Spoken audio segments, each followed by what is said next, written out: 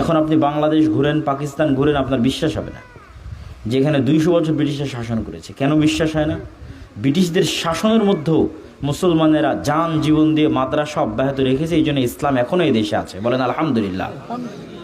মুসলমানেরা মানে আমাদের পূর্বসূরীরা, এই সিরাজগঞ্জেরই অতীতের পূর্বসূরীরা 100-150-200 বছর পর মাথার ঘাম পায়ে ফেলা টাকা দিয়ে দিনী শিক্ষা প্রতিষ্ঠান জীবিত রেখেছে।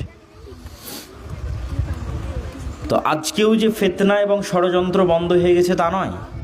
এই ফিতনা এবং ষড়যন্ত্রগুলো মোকাবেলা করতে হলে দিনী শিক্ষা প্রতিষ্ঠান বাঁচিয়ে রাখতে হবে, আরও প্রতিষ্ঠা করতে হবে, আরও উন্নত করতে হবে।